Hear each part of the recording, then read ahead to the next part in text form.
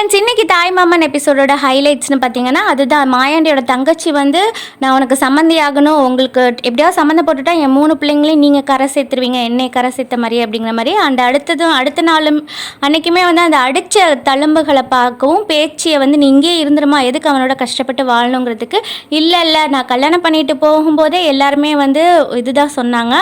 So என் அண்ணன் மரியாதையை காப்பாற்றுறதுக்காக நான் வாழ்ந்து தான் அவன் எவ்வளோ கஷ்டத்தையும் தாங்கிட்டு அப்படின்ட்டு. இன்றைக்கி எபிசோட் ஃபுல்லாகவே ஸ்டோல் பண்ணது வந்து ஆக்ட்ரஸ் தேவி பிரியா மேம் தான். தன்னோட நடிப்பால் அவ்வளோ சூப்பராக வந்து பெர்ஃபார்ம் பண்ணியிருந்தாங்க.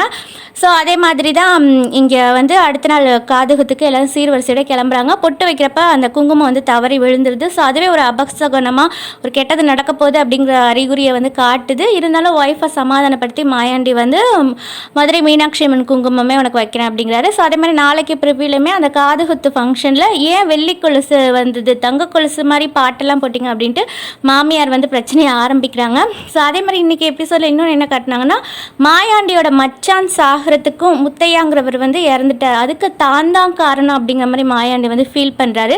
இவர் அன்றைக்கி நைட்டு போகிறதுக்கு பதிலாக அவங்க போனதுனால கரண்ட்டு அடிச்சிருச்சு அப்படிங்கிற மாதிரி ஃபீல் பண்ணுறாரு. அதே மாதிரி பேச்சியோட ஹஸ்பண்டையும் வந்து கூப்பிட்டு வச்சு சொல்கிறாரு, இனிமேல் என் தங்கச்சி அடிக்காதீங்க, குடிக்காதீங்க அப்படிங்கிற மாதிரிலாம் சொல்கிறாரு. ஆனால் குடிகாரன் திருந்தவே மாட்டாங்கிற மாதிரி பக்கத்தில் இருந்த அவரோட மச்சானுமே வந்து ஏற்றி விட்டுருக்கு ஏற்றாப்புல.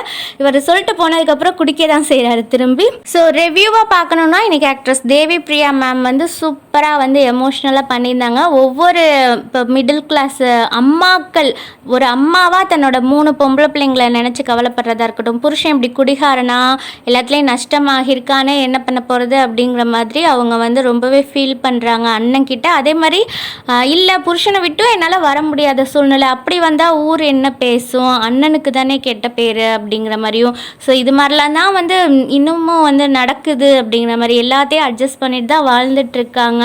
அதே மாதிரி ஒரு அம்மாவாக இருக்கிறவங்க எவ்வளோ கவலைப்படுவாங்க பிள்ளைங்களை நினச்சி அப்படிங்கிற மாதிரியும் வந்து சூப்பராக நடிச்சிருந்தாங்க.